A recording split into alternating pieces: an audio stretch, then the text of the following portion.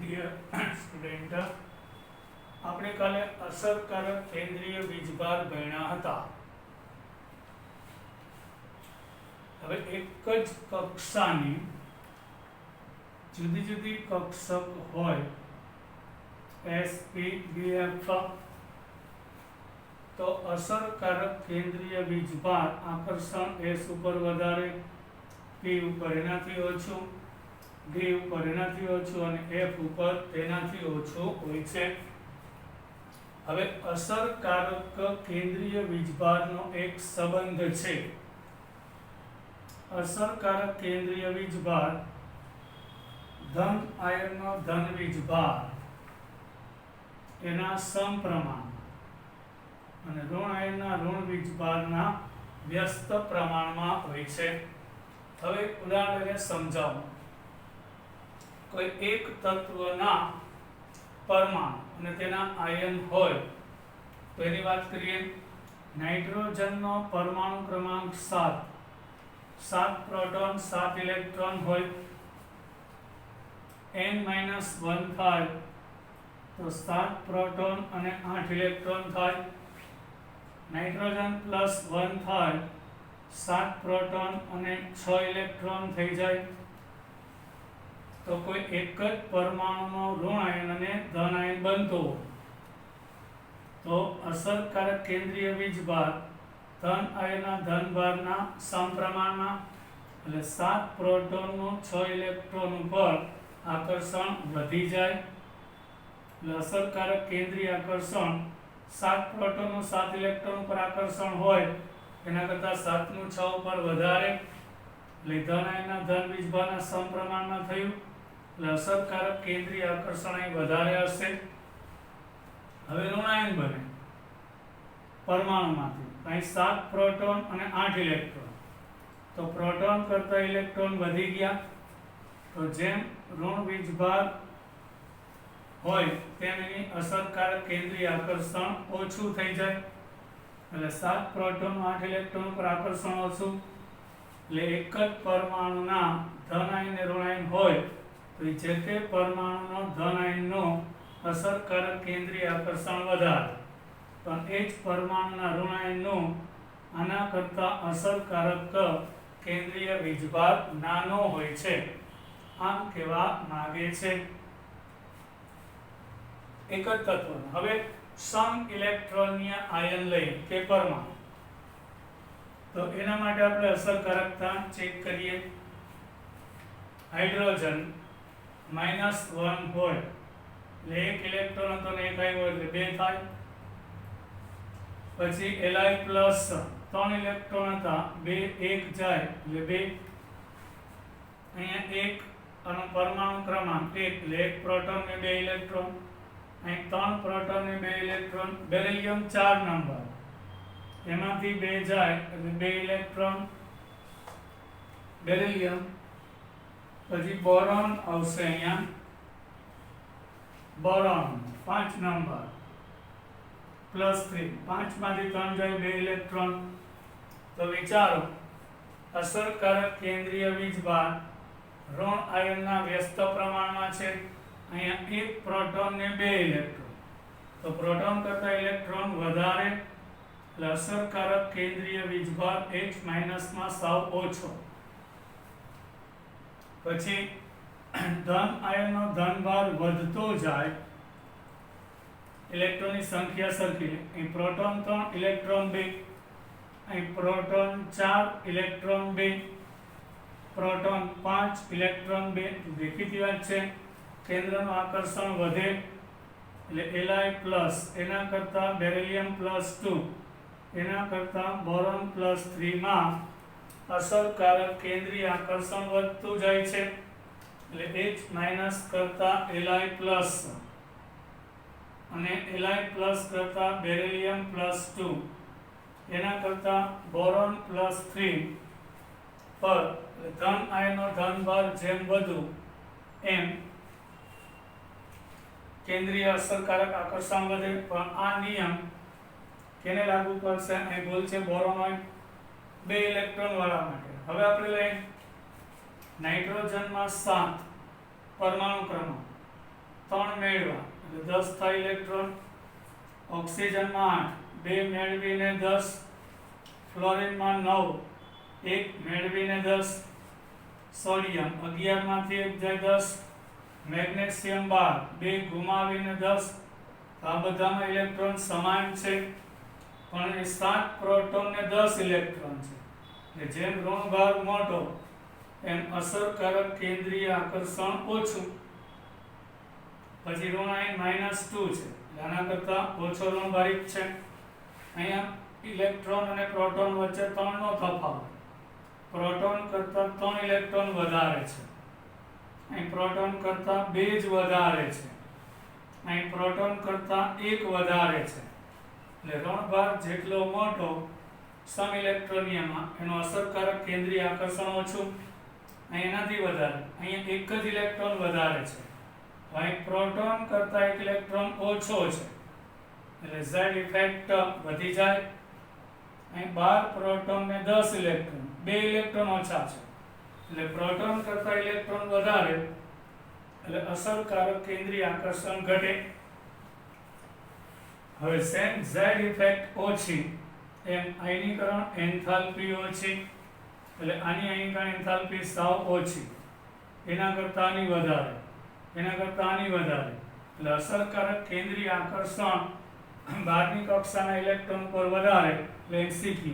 આ ચારેયમાં આ MCQ છે. આયનીકરણ એન્થાલ્પી કોની વધારે એટલે અસરકારક કેન્દ્રીય વીજભાર જેનો મોટો, તો અહીં અસરકારક કેન્દ્રીય વીજભાર Mg+2 નો મોટો એટલે આયનીકરણ એન્થાલ્પી Mg+2 ની વધારે હશે. આ રીતે પૂછાઈ શકે છે.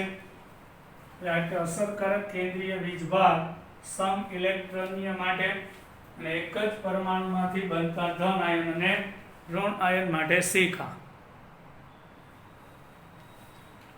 હવે આપણે કેટલાક ઇમ્પોર્ટન્ટ MCQ તરફ જઈએ. સેકન્ડ, બીજા આવર્તના તત્વો જેવા કે લિથિયમ, બેરિલિયમ અને બોરોન એ ત્રીજા આવર્તના તત્વો મેગ્નેશિયમ, એલ્યુમિનિયમ, સિલિકોન સાથે વિકર્ણ સંબંધ ધરાવે છે. આ લિથિયમ, બેરિલિયમ, બોરોન ને MCQ છે શત્રુપ તત્વો કહેવાય. આયોનિક પોટેન્શિયલ એ શું છે પહેલા એની વાત કરતા પહેલા આવર્ત 2 માં લિથિયમ, બેરિલિયમ ને બોરોન. લિથિયમ છે પહેલા સમૂહમાં, આ બીજા સમૂહમાં અને 13મા સમૂહનું તત્વ છે. સિલિકોન 14મા સમૂહમાં આવશે. ઊભી લાઈન. આવર્ત 3 માં સોડિયમ, મેગ્નેશિયમ, એલ્યુમિનિયમ અને સિલિકોન છે. બીજા આવર્તનું પહેલું તત્વ લિથિયમ એ ત્રીજા આવર્તના મેગ્નેશિયમ સાથે, સમૂહ 1 નું પહેલું તત્વ સમૂહ 2 ના બીજા તત્વ સાથે ગુણધર્મમાં સમાનતા છે. ખરેખર શું હોય, એક જ સમૂહમાં તત્વોમાં સમાનતા હોવી જોઈએ, એની બદલે ક્રોસમાં. એટલે બીજા સમૂહનું પહેલું તત્વ બેરિલિયમ અને 13મા સમૂહનું બીજું એલ્યુમિનિયમ સાથે ગુણધર્મમાં સામ્યતા છે. સમૂહ 13 નું પહેલું તત્વ બોરોન, સમૂહ 14 નું બીજું તત્વ અહીં કાર્બન પછી સિલિકોન આરે સામ્યતા છે. એને વિકર્ણીય સંબંધ કહેવાય. આવું શું કામ થાય છે? MCQ છે, આ પૂછાઈ ગયો. આયોનિક પોટેન્શિયલ ને કારણે વીજભારના છેદમાં ત્રિજ્યા. તો લિથિયમ છે એ ધન આયન ત્યારે એટલે લિથિયમની ત્રિજ્યા એટલે લિથિયમનો વીજભાર અને લિથિયમની ત્રિજ્યાનો ગુણોત્તર બરાબર મેગ્નેશિયમનો વીજભાર અને મેગ્નેશિયમની ત્રિજ્યાનો ગુણોત્તર સમાન છે. એને આયોનિક પોટેન્શિયલ કહેવાય. પછી બેરિલિયમની +2 વીજભાર છેદમાં એની ત્રિજ્યા બરાબર એલ્યુમિનિયમનો વીજભાર +3 અને છેદમાં એની ત્રિજ્યા, એ બેનો ગુણોત્તર સમાન છે. બોરોનની સંયોજકતા +3 એટલે વીજભાર +3 છેદમાં બોરોનની ત્રિજ્યા, સિલિકોન +4 વીજભાર અને છેદમાં સિલિકોનની ત્રિજ્યા, એનો ગુણોત્તર સમાન છે ને આયોનિક પોટેન્શિયલ કહેવાય. અને એના કારણે યાદ રાખજો વિકર્ણીય સંબંધમાં સામ્યતા માટે કારણ પૂછાય તો કે જે તે તત્વનો આયનનો વીજભાર અને છેદમાં એની ત્રિજ્યા. આનો વીજભાર અને ત્રિજ્યા, તો આની ત્રિજ્યા લિથિયમ કરતાની મોટી હોય પણ આવર્તમાં ડાબેથી જમણે ત્રિજ્યા, આના કરતાની ત્રિજ્યા વધે તો સાથે વીજભાર વધ્યો ને, આના કરતાની ત્રિજ્યા મોટી તો એનો વીજભાર મોટો છે તો એ ગુણોત્તર સરખો રહેશે. કારણ કે ત્રીજો આવર્ત છે એટલે ત્રીજી કક્ષા હોય, અહીં બીજી કક્ષા હોય, બાહ્યતમ કક્ષા. હવે શૂન્ય સિવાયના આવર્તમાં તત્વો જેવા કે sodium, magnesium, aluminium, silicon, phosphorus, sulphur અને ક્લોરીન, એમાં નિયોન સિવાયના તત્વોને લાક્ષણિક તત્વો કહે છે. ટિપિકલ એલિમેન્ટ એ પોતાના સમૂહના અન્ય તત્વો સાથે ગુણધર્મમાં સમાનતા હોય. લિથિયમની ગુણધર્મ સોડિયમ જેવા નથી, મેગ્નેશિયમ જેવા, પણ ત્રીજા આવર્તનું દરેક તત્વ સિવાય કે નિયોન. તો સોડિયમ પછી પોટેશિયમ, રૂબિડિયમ તેના ગુણધર્મ, મેગ્નેશિયમ પછી કેલ્શિયમ, સ્ટ્રોન્શિયમ, અહીંયા ગેલિયમ, ઇન્ડિનિયમ, અહીં જર્મેનિયમ. એટલે આ ત્રીજા આવર્તના જે તત્વો છે ને એના ગુણધર્મો તેના પછીના જે સમૂહના તત્વો હોય એમાં સામ્યતા છે, પણ આજે બીજા આવર્તના તત્વો છે લિથિયમ તો એના ગુણધર્મો સોડિયમ જેવા નથી, માટે એને ટિપિકલ કે લાક્ષણિક તત્વો કહેવામાં આવે છે.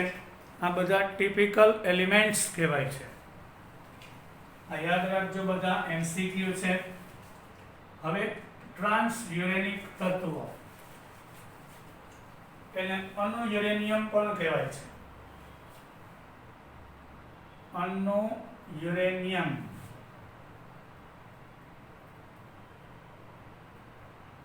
ટ્રાન્સયુરેનિક એટલે યુરેનિયમ પછીના 92 નંબરનું તત્વ છે યુરેનિયમ છે. એના પછીનો પરમાણુ ક્રમાંક એટલે 93 નેપ્ચ્યુનિયમ આવે, એના પછીના બધા 118 સુધીના એ બધાને ટ્રાન્સયુરેનિક કે અણુયુરેનિયમ તત્વો કહેવાય. બધા જ ટ્રાન્સયુરેનિક તત્વો એટલે નેપ્ચ્યુનિયમ 93 થી આપણી બુક મુજબ અનકોડિયમ, અનબાયમ 112 સુધીના રેડિયોએક્ટિવ છે. એના ન્યુક્લિયસ માંથી વિકિરણનું ઉત્સર્જન કરે છે અને કૃત્રિમ છે, માનવ નિર્મિત છે. થોરિયમ 90 નંબર, પ્રોટોએક્ટિનિયમ 91 નંબર, યુરેનિયમ 92 નંબર. એ પછીના જે નેપ્ચ્યુનિયમ 93 થી લોરેન્સિયમ 103 સુધીના તત્વો એ વિભાગમાં આવે છે. પછી 104 અનકોડિયમ થી એટલે રુથરફોર્ડિયમ થી અનબાયમ 112 એ ડી બ્લોકના તત્વો છે. હવે વિશ્વમાં સૌથી પહેલું કૃત્રિમ તત્વ કયું હતું તો ટેકનેશિયમ છે. એનો પરમાણુ ક્રમાંક 43 છે. એમસીક્યુ વિશ્વનું સૌથી પહેલું કૃત્રિમ તત્વ માણસે બનાવેલું ટેકનેશિયમ હતું, ટીસી. ટેકનેશિયમ પરમાણુ ક્રમાંક 43, પરમાણુ વારી યાદ રાખવાનું. પ્રથમ કૃત્રિમ લેન્થેનોઇડ તત્વ એટલે લેન્થેનોઇડ શ્રેણીનું પહેલું માનવ નિર્મિત તત્વ પ્રોમિથિયમ હતું. બધા એક્ટિનોઇડ્સ એટલે એક્ટિનોઇડ શ્રેણીના બધા તત્વો એક્ટિનિયમ પછીના એટલે થોરિયમ 90 થી લોરેન્સિયમ સુધીના આ બધા એક્ટિનોઇડ્સ કહેવાય છે. હવે બધા જ એક્ટિનોઇડ્સ છે રેડિયો સક્રિય છે, પણ બધા જ લેન્થેનોઇડ્સ કૃત્રિમ તત્વો નથી. એમાં એક અપવાદ છે, પ્રોમેથિયમ એક જ કૃત્રિમ તત્વ છે. લેન્થેનાઇટ શ્રેણી એટલે લેન્થેનમ પછીના સીરિયમ 58 થી લોરેન્સિયમ 103, એમાં પ્રોમેથિયમ એક જ તત્વ કૃત્રિમ છે, બધાય કૃત્રિમ હોતા નથી.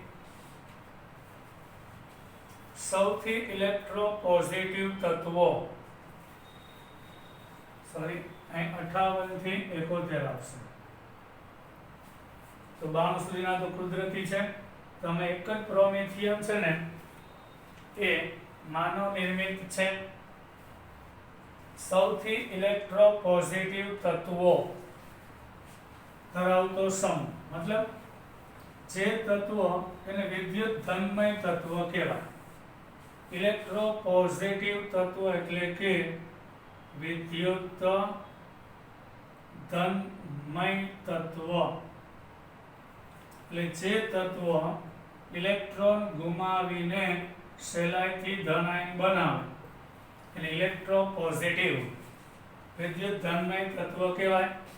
તો દેખીતી વાત છે, ઇલેક્ટ્રોન ગુમાવવાનું વલણ ક્યારે વધારે હોય તો કે અસરકારક કેન્દ્રીય વીજભાર ઓછો, આયનીકરણ એન્થાલ્પી ઓછી, તો ઇલેક્ટ્રોન સહેલાઈથી દૂર થાય. તો સમૂહ 1 ની બહારની કક્ષામાં રચના NS1 એટલે કેન્દ્રમાં આકર્ષણ સાવ ઓછું, એટલે ઇલેક્ટ્રોન ગુમાવવાનું વલણ સૌથી વધારે, એટલે પ્રબળ વિદ્યુત ધનમય તત્વો સમૂહ 1 ના હોય છે.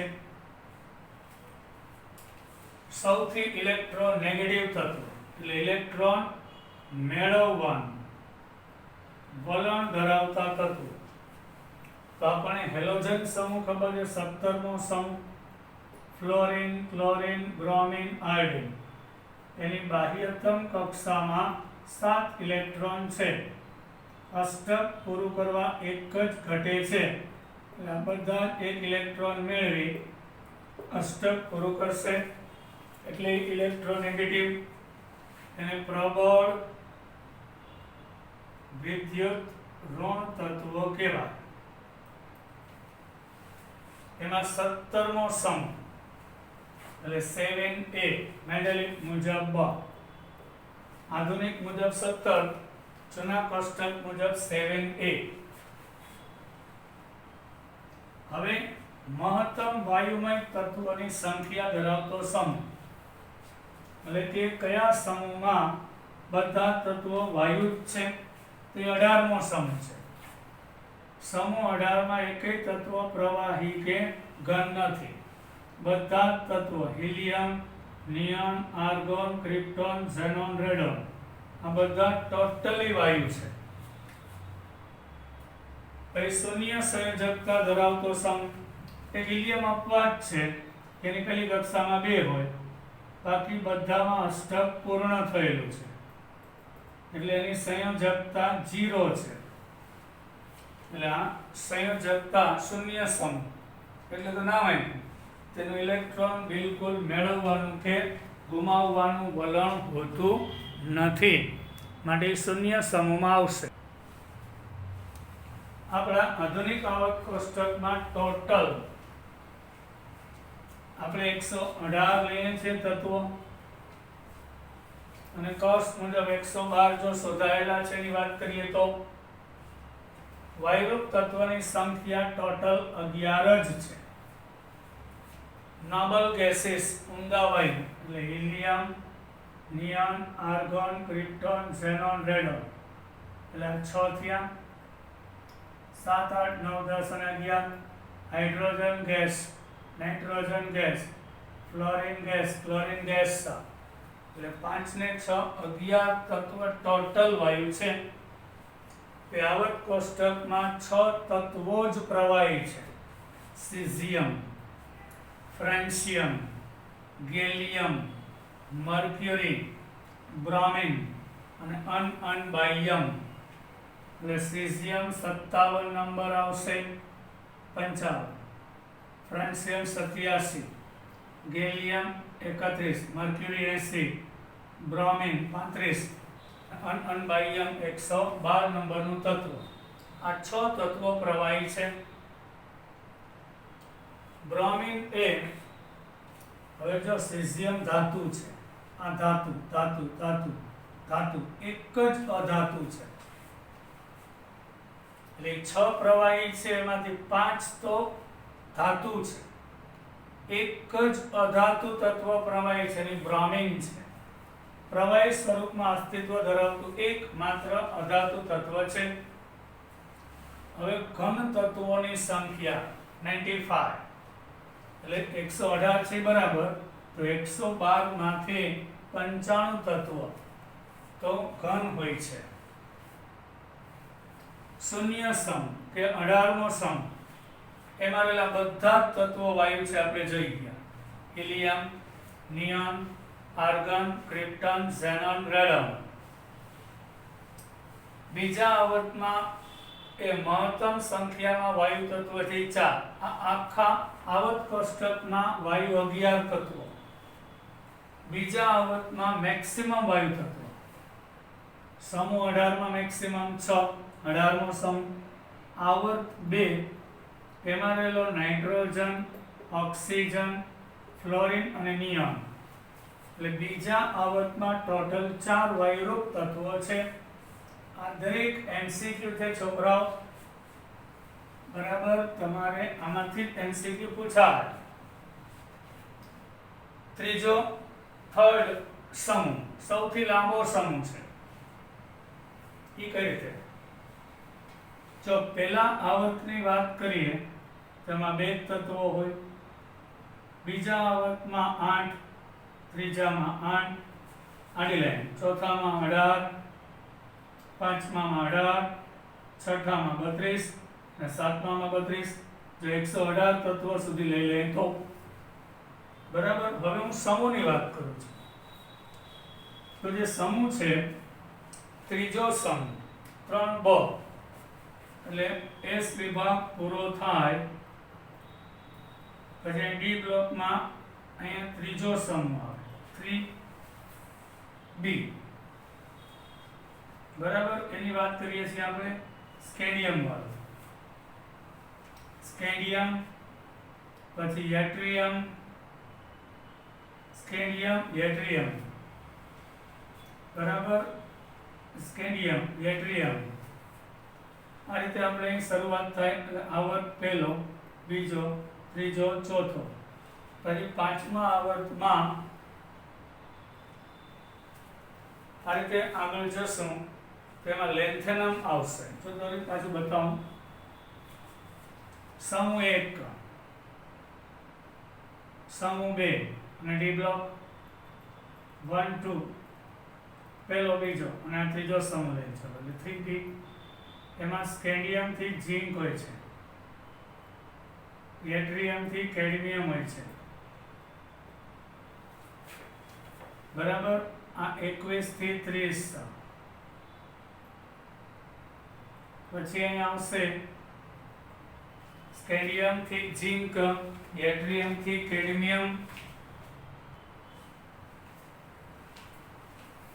આવર્ત ત્રીજો, આવર્ત ચોથો 21.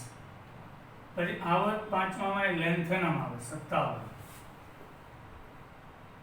બરાબર. તો એમાં પછી અહીંયા આવશે આ લેન્થેનમ 57 થી સીરિયમ 58 થી લુટેશિયમ, પછી હાફનિયમ 72 થી મર્ક્યુરી 80. પછી લેન્થેનમ 57 અને આ 14 બીજા, એટલે 14 અહીંયા હોય. આ છઠ્ઠો આવર્ત થયો, ચોથો, પાંચમો, છઠ્ઠો અને સાતમા આવર્તમાં અહીંયા આવશે એક્ટિનિયમ 89 નંબર. પછી થોરિયમ 90 થી લોરેન્સિયમ 103, પછી રુથરફોર્ડિયમ. તો આ 14 તત્વો અહીંયા છે. એટલે 14 ને 14 28 ને 4 32 તત્વો હોય. આવર્ત નહીં, કયો સમૂહ સૌથી મોટો? તો સ્કેન્ડિયમ, યટ્રિયમ, લેન્થેનમ, એક્ટિનિયમ, આ 4 જ દેખાય. પણ લેન્થેનમ બીજા 14 છે. આની સાથે 14 ને 14 28 ને 32 ને 2 32 તત્વો ધરાવતો સમૂહ ત્રીજો છે. જેમાં 14 લેન્થેનોઇડ્સ આવી જાય એટલે આ 14 નું સ્થાન અહીંયા છે એટલે લેન્થેનાઇડ શ્રેણીનું સ્થાન ક્યાં તો કે સમૂહ 3 આવર્ત 6 એક્ટિનાઇડ શ્રેણીનું સ્થાન ક્યાં તો કે અહીં નીચે નહીં 7મા આવર્તમાં ત્રીજા સમૂહમાં હવે સ્કેન્ડિયમ થી યેટ્રિયમ અહીં જો આપણે જોયું છે સ્કેન્ડિયમ થી 21 નંબર થી બરાબર ઝીંક 30 યેટ્રિયમ 39 થી કેડમિયમ 48 લેન્થેનમ 57 અહીં હાફને બોલતી અહીં 14 મિસિંગ છે એ 14 અહીં આવી જાય એક્ટિનિયમ 89 નંબર પછી અહીંયા રુથરફોર્ડિયમ 104 થી શરૂ થાય તો 90 થી 103 ક્યાં અહીંયા જ છે એટલે આ સમૂહ સૌથી મોટો ગણાય છે તેની અંદર 32 તત્વો સમાવિષ્ટ હોય છે હવે આપણી બુકમાં એક શબ્દ આવે છે આવર્તનીયતા પેરિયોડિસિટી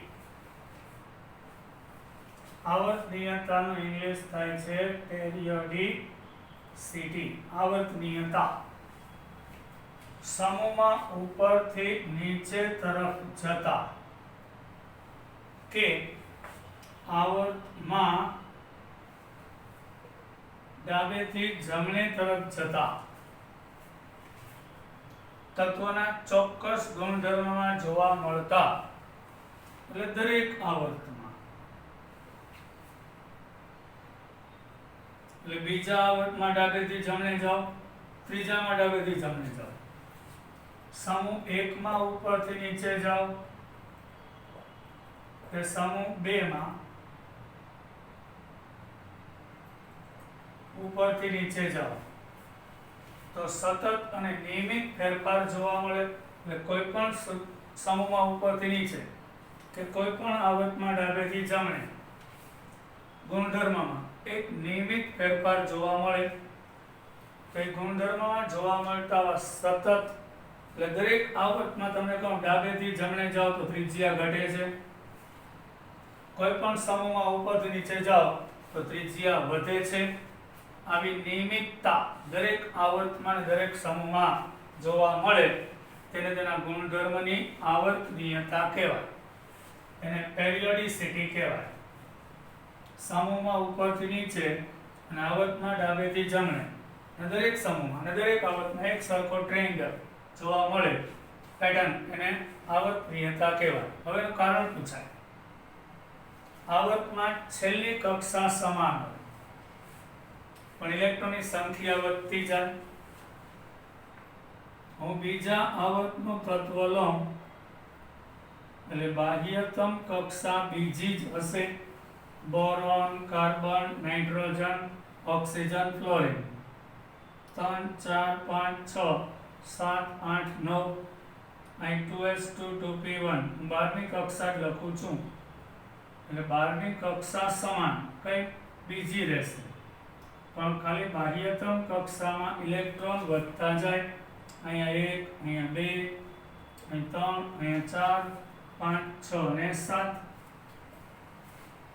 સમૂહમાં બાહ્યતમ કક્ષામાં ઇલેક્ટ્રોનની સંખ્યા સમાન લિથિયમ અને સોડિયમ પછી પોટેશિયમ એક જ સમૂહના તત્વો હોય તો એની બાહ્યતમ કક્ષામાં ઇલેક્ટ્રોન સમાન હોય પણ બાહ્યતમ કક્ષાનો આંક બદલાય છે